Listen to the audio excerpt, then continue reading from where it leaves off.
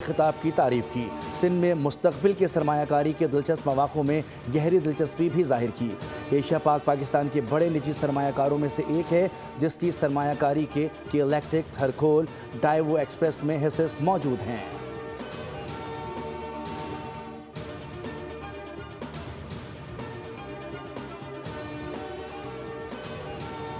Security forces کی خیبر پختونخوا میں 2 مختلف کارروائیاں۔ بھارتی حمایت یافتہ فتنۃ الخوارج کے 13 دہشت گرد ہلاک کر دیے گئے۔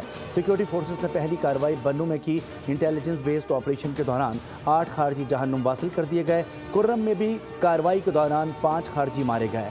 صدر، وزیر اعظم، وزیر داخلہ کا فورسز کو خراج تحسین۔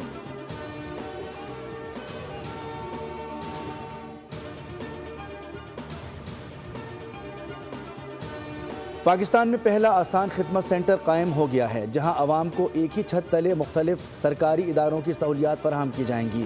وزیر اعظم نے افتتاحی تقریب سے خطاب میں کہا کہ یہ مرکز عوام کو سہولت فراہم کرنے کے لیے ایک شاندار اقدام ہے۔ FPR اور دیگر متعلقہ ادارے اس مرکز میں خدمات فراہم کریں گے، جس سے عوام کے لیے سہولت میں بے پناہ اضافہ ہوگا۔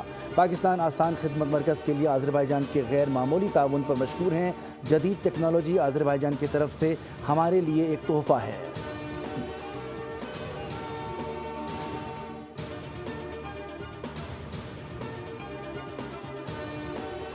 ٹرمپ ایران پر زوردار اور فیصلہ کن حملہ کرنا چاہتے ہیں۔ امریکی میڈیا کا دعویٰ، ایران پر حملے کے حوالے سے صورتحال غیر واضح رکھی جا رہی ہے۔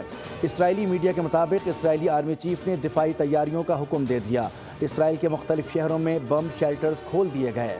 صدر ٹرمپ کا کہنا ہے کہ مظاہروں کے باعث تہران کی حکومت گر سکتی ہے۔ ایران میں سیاسی تبدیلی کا امکان بھی موجود ہے۔